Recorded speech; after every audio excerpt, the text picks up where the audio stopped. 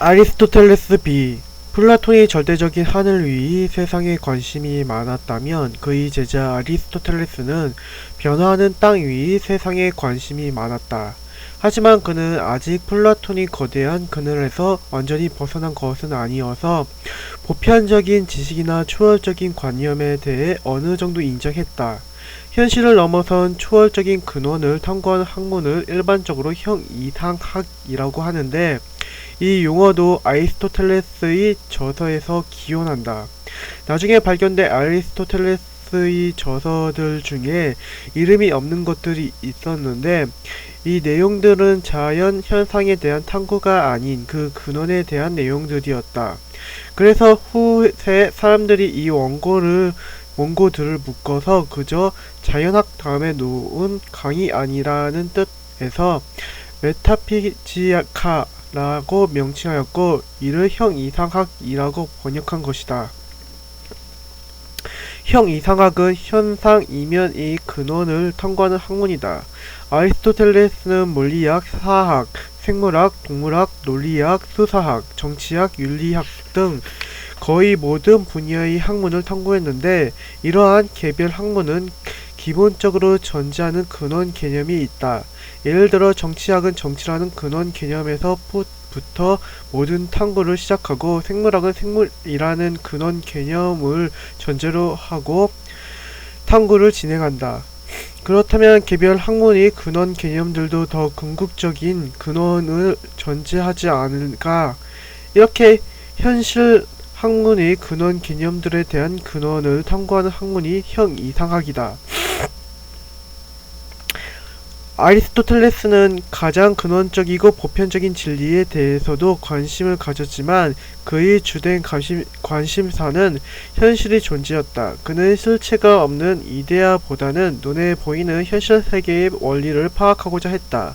그는 세계에 존재하는 개체들을 진료와 형상이라는 개념으로 구분해서 파악했다. 우선 진료는 무엇인가를 만들 수 있는 재료로 가능성이 상태에 있다. 예를 들어 찰흙은 진료다. 이런 진료를 아리스토텔레스는 가능태라고 불렀다. 다음으로 형상은 진료를 통해 만들어지는 실현의 상태다. 찰흙으로 빚은 코끼리가 형상이다. 그리고 이러한 형상을 현실태라고 불렀다. 여기서 중요한 것은 아리스토텔레스의 형상은 물질적인 진료에 기반한다는 것이다. 이것은 플라톤이 물질적 기반이 필요 없는 이데아에서부터 세계를 이해했다는 관점과는 차이가 있다. 아리스토텔레스는 형상이 실현되기 위해서 반드시 필요한 진료의 가치를 높게 평가했고, 그에 따라 자연스럽게 진료의 세계인 현실 세계를 중시했다. 그런데 이런 진료와 형상, 기능, 가능태와 현실태는 고정된 개념은 아니다. 흙에서부터 시작해보면 흙이 진료가 되면 형상은 찰흙이 되고, 찰흙이 다시 진료가 되면 형상은 코끼리 작품이 된다. 진료로서의 코끼리 작품이 형상으로서의 전시회 작품이 될 수 있다. 물질은 가능태부터 현실태로 운동해 간다.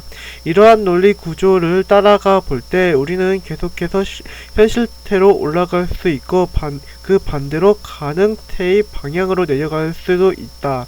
그렇다면 맨 아래와 맨 위에는 무엇이 있을까?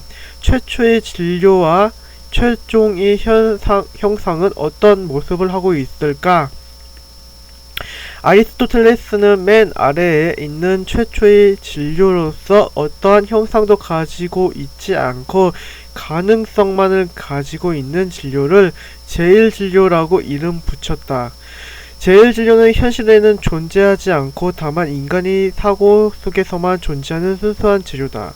반대로 맨 위에 있는 궁극이 최고 형상으로서 어떠한 진료도 지니지 않은 형상을 순수 형상이라고 이름을 붙였다.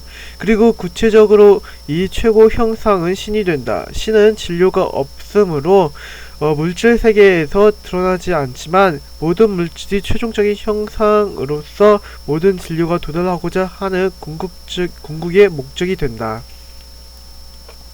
이처럼 아리스토텔레스의 철학에는 스승이었던 플라톤이 이데아의 흔적이 강하게 남아있다. 하지만 플라톤에 비해 볼 때 그는 현실의 물질을 중요시했으며 물질 세계의 변화와 운동에 관심을 가졌다.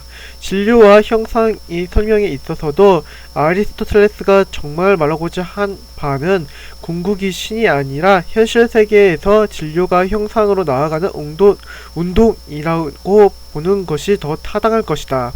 그래서 아리스토텔레스는 서구 자연과학과 경험주의 철학의 기원이 되며 플라톤과 함께 서구 철학이 양대 산맥으로 위치한다. 지금까지 고대 철학을 정리해보자. 고대 철학은 진리에 대한 회의적인 소피스트로부터 시작되었다.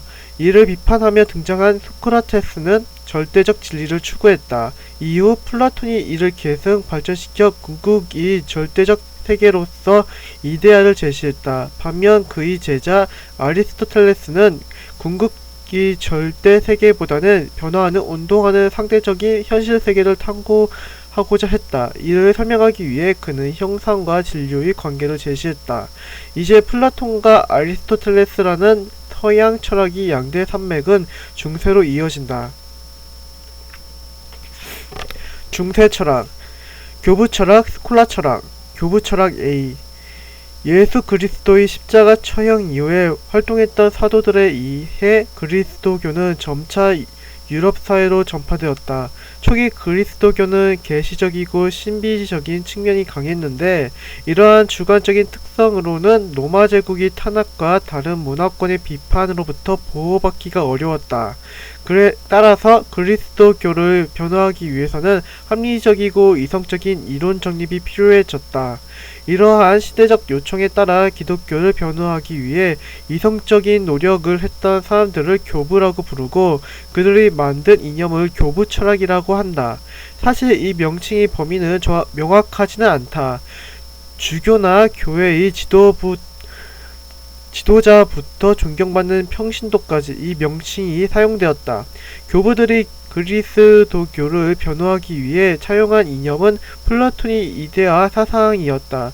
특히 당시 널리 연구되던 신플라톤 학파의 영향이 컸다. 신플라톤주의는 플라톤 사상의 기반 위에 이를 더 세분화한 것이다. 이에 따르면 이데아 세계의 궁극적 근원은 일자에 가서 닿는다. 일자로부터 세계가 분화되어 나온다. 그런데 이러한 사고방식은 그리스도교의 유일신 사상에 쉽게 대응할 수 있었으며 원시적인 그리스도교가 스스로의 사상적 체계를 벤치마킹할 수 있는 좋은 수단이 되었다. 실제로 지금의 그리스도교 사상은 플라톤의 절대주의와 유사하다. 예를 들어 신플라톤주의의 일자는 그리스도교의 하느님에 해당하고 플라톤의 이데아 세계는 그리스도교의 천국에 해당한다. 플라톤 사상에서 완전한 이데아 세계와 불완전한 현상 세계를 구분하는 이분법은 그리스도교에서 완벽한 천상 세계와 타락한 지상 세계를 구분하는 이분법과 동일하다. 이에 대해서 현대 철학의 문을 연 니체는 그리스도교가 대중을 위한 플라톤주의의 다름 아님을 정확하게 지적했다. 그에 의하면 플라톤 사상의 세계 이해 방식은 그리스도교 세계관에 그대로 반영되어 있다. 신플라톤주의를 토대로 초기 그리스도교 교리를 체계화하는 역할을 한 교부들로부터는 오리게네스나 그레고니우스 등이 있다. 이 중에서 가장 널리 알려진 인물은 4에서 5세기에 활동한 아우구스티누스다. 그는 초기 그리스도교의 대표적인 인물로 중세 기독 사상에 막대한 영향력을 미쳤다. 북아프리카 출신으로 이교도인 아버지와 열렬한 그리스도교인 어머니 사이에서 태어난 그는 젊은 시절에는 방탕한 생활을 하다가 참회하고 그리스도인이 되었다. 이후 방대한 학문적 지식과 플라톤 사상을 기반으로 그리스도교를 체계화했다. 이러한 그의 삶을 기록한 자서전인 고백론이 유명하다. 아우구스티누스에 따르면 세계는 신이 이데아에 따라서 그의 이치대로 창조되었다. 그리고 지상 세계에서 원죄를 짊어진 불완전한 인간은 절대적 존재인 신의 은총에 의해 구원받을 수 있다. 이 구원의 대상이 누가 된지는 이미 신이 예정한 것이며 교회는 신과 예정된 대상이 매개하는 공간이다. 스콜라 철학 B. 스콜라 철학은 교부 철학이 뒤를 잇는 그리스도교 철학의 흐름이다. 9세기부터 중세에 무너지는 17세기 무렵까지를 스콜라 철학의 시대로 보는 게 일반적이다. 교부 철학이 그리스도교 철학을 정립했다면 스콜라 철학은 이를 증명하고 세밀화했다고 할 수 있다. 교부 철학에 비해 이성적이고 합리적인 측면이 강했던 까닭에 교부 철학과 충돌하면서 성장했다. 스콜라 철학은 초기를 거쳐 중기에 이르면서 아리스토텔레스의 사상적 흐름을 도입했다. 즉 플라톤이 이데아적 절대주의 대신 그동안 기독교 철학 내에서 배제되었던 현실적이고 물질적인 세계에 대한 분석에 차츰 관심을 가진 것이다. 중세 그리스도교 철학 안에서 플라톤주의와 아리스토텔레스주의의 충돌을 잘 보여주는 것이 보편논쟁이다. 보편논쟁은 중세 스콜라 철학이 처음과 끝이라고 할 수 있을 정도로 비중이 큰 논쟁이었다. 보편논쟁의 핵심은 하나의 질문에서 시작한다. 보편이 실제로 존재하는가? 이 얼토당토하지 않은 질문이 중세 그리스도교 철학을 이끌었다. 당신은 어떻게 생각하는가? 쉽게 예를 들어보자. 지구가 탄생한 이후 전체 인류가 3명이 있었다고 해보자. 각각의 이름은 X, Y, Z이다. 이들은 각자 개별자로 존재한다. X는 키가 크고 Y는 수줍음이 많으며 Z는 마르크스주의자다. 이렇게 다양한 개별적 개체들을 우리는 하나의 범주로 묶을 수 있다. 바로 인간이라는 개념으로 말이다. 이 인간이 바로 보편이다. 스콜라 철학자들은 궁금해했다. 과연 이 인간이라는 보편 개념이 실제로 존재하는가? 다행히 객관식이다. 보기를 살펴보자. 1. 보편이 실제로 존재한다. 개별적인 것은 보편이 모사모방이다. 2. 보편은 실제로 존재하지 않는다. 개별적인 것만이 실제로 존재할 뿐이고 보편은 단지 언어이고 이름일 뿐이다. 당신은 어떤 설명이 맞다고 생각하는가?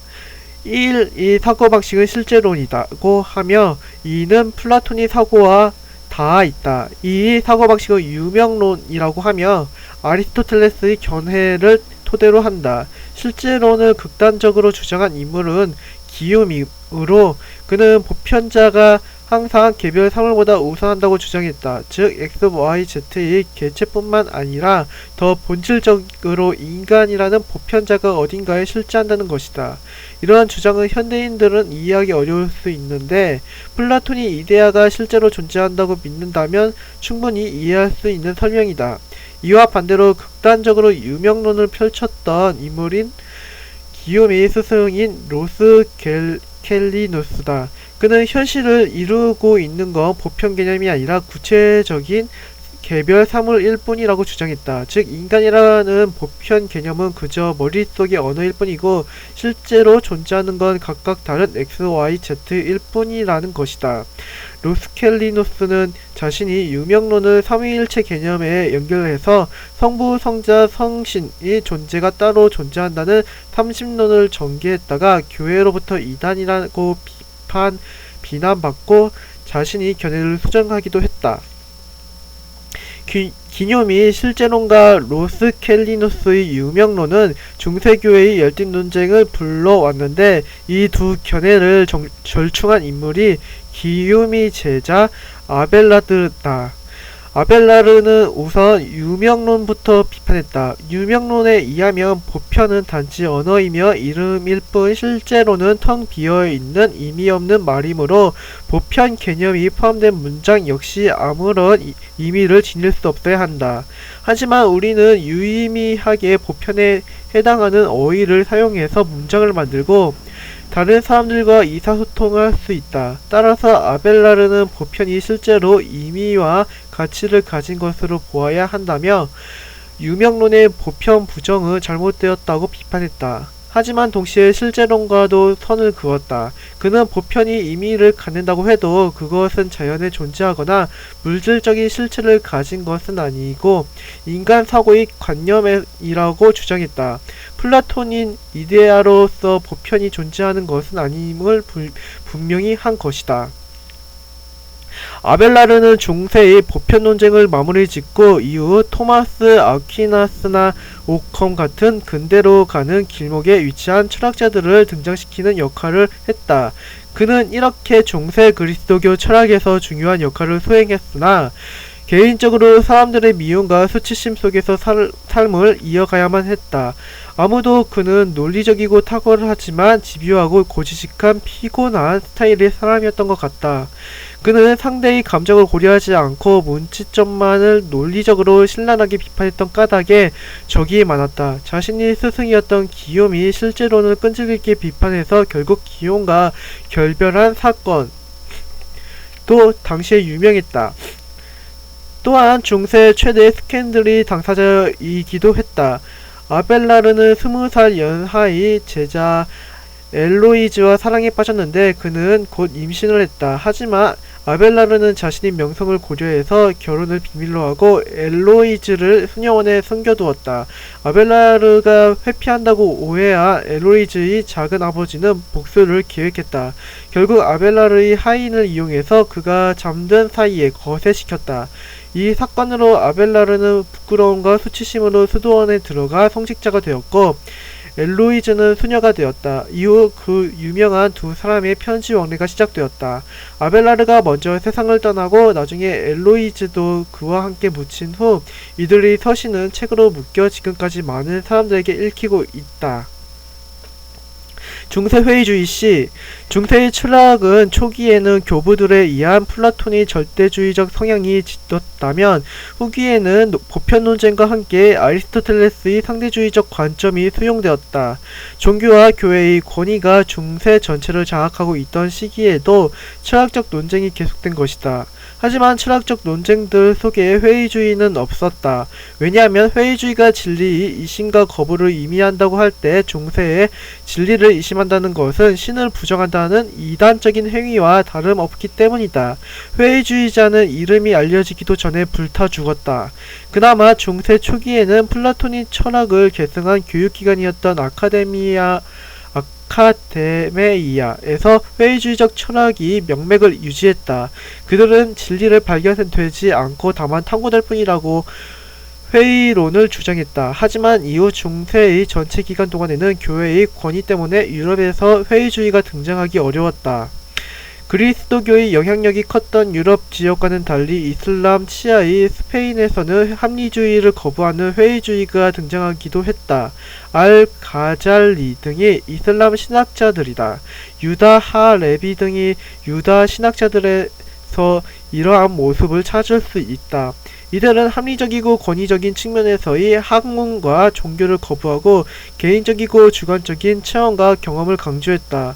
하지만 이들 역시 그리스도교, 이슬람교, 유대교의 거대한 유일신 중심의 사회 분위기 속에서 신 존재 자체를 의심하는 심도 있는 회의주의를 전개하지 못했다.